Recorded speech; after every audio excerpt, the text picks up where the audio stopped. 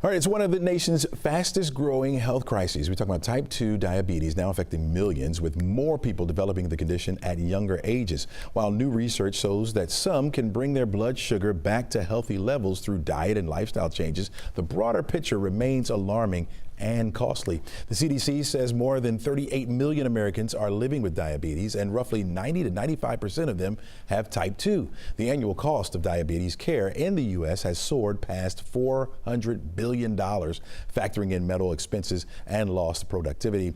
That's a number which has doubled in the last 15 years. On top of all this, it's an estimate 1 in 5 people with diabetes don't even know they have it. Now, while those numbers paint a serious picture, not everyone agrees with that type 2 diabetes is a lifelong condition. That includes Dr. Jeffrey Hockings. He is the founder of the Diabetes Reversal Group, which promotes a lifestyle and coaching program claiming to help patients reverse type 2 diabetes.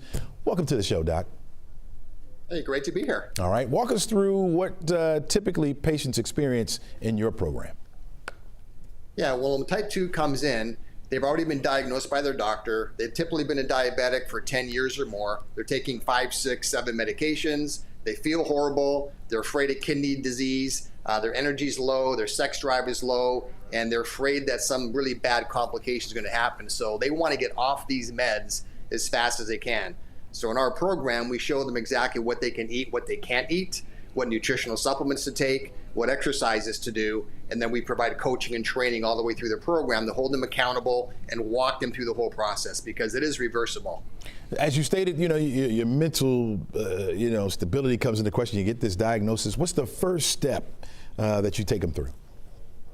Yeah, the first step is learning what to eat, what not to eat. Okay. Because again, people, when they get diabetes, it's not some virus that they get. It's not some lightning bolt from the sky or genetic. It's because they've eaten the wrong foods for 20, 30, 40 years, weren't aware of it, and they have a very sedentary lifestyle, which has actually increased the last 20 years. So the stats you mentioned, it's getting worse and worse. I mean, the invention of these, with people are on their phones all the time and not outside playing anymore, et cetera. I mean, you go around some neighborhoods now, it's like a kid apocalypse. Like, where are the kids playing anymore on the street? They're all inside on video games, playing on their phones, and that kind of starts the process. That's why you're seeing such a higher rate of it the last 15 years, because of the sedentary lifestyle and a bad diet for decades. Yeah. The CDC and American Diabetes Association use the term remission, not reversal. Why do you use such strong language? And how do you prevent that from misleading patients about what the possibilities are? Yeah, so again, reversal doesn't mean cure. So when they say remission, it's the same word. It's really just semantics. So you are putting the diabetes into remission, meaning that you have normal blood sugar, taking no diabetic meds. That's remission. And now, of course, once they get to that stage, the remission or the reversal, they have to continue eating the right way for the rest of their life to keep it in that remission state or that dormant state. Otherwise, they'll come right back up again, because there is no cure for it, but you can reverse it or put it into remission.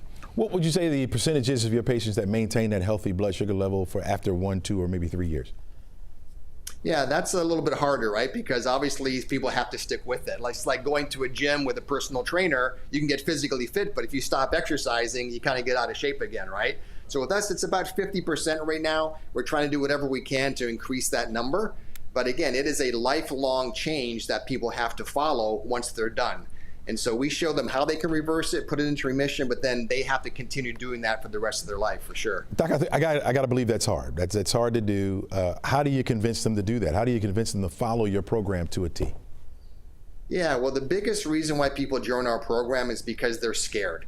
They reach that breaking point where now they're getting neuropathy in their feet. They're afraid of getting an amputation. Or their doctor says, hey, you've got stage 4 kidney failure. You're going to be on dialysis pretty soon. Or they've had a heart attack or a stroke, or they're getting some blurred vision. They don't want to go blind. So something happens in them where they reach that breaking point where they're so scared they say, okay, I got to stop screwing around and change my life or I'm going to die.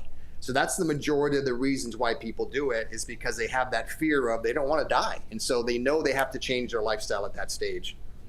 What would you say to our viewers that are watching now? What about the true possibility when it comes to type 2 diabetes, and what separates real from science-based hope or the hype that you hear often? Yeah, well, it is 100% reversible. We've been doing it for 16 years all over the world, so we know how to do this. It's not something new. We didn't invent that it's reversible. It's been reversible forever. But again, they have to join some kind of a program, whether ours or somebody else's, where they can walk them through the process, because there's a lot of misinformation out there on what's okay, what's not okay, should you take supplements, what kind of exercise, a lot of nonsense out there. So you just got to go somewhere they can show you, hey, this is real, and guarantee results, walk you through the process, and make sure that, hey, you do this, you will get better. But as you already know, there's a lot of people that don't want to do that. They don't want to change your lifestyle. So for those people, it's a good thing the medications are there, because they need those to survive. Yeah, and in your program, they will finally get off of, you're trying to get them off that medication, right? And just live that lifestyle of exercise and eating right until 100%, right. Yeah. And while they go through it, as their blood sugar starts dropping, right, their doctor will gradually start weaning them off their medications until they're done with all of it. So their doctor's always in the loop on that. So there's nothing going on that's nefarious or anything. So our job is to kind of teach them what to do. The blood sugar starts coming down, doctor weans them off of it, and everybody's happy. So it's pretty exciting. Dr. Hockings, thanks so much for joining us. Thanks so much for your insight. Really appreciate it. You're welcome. Have a great day. All right, do the same.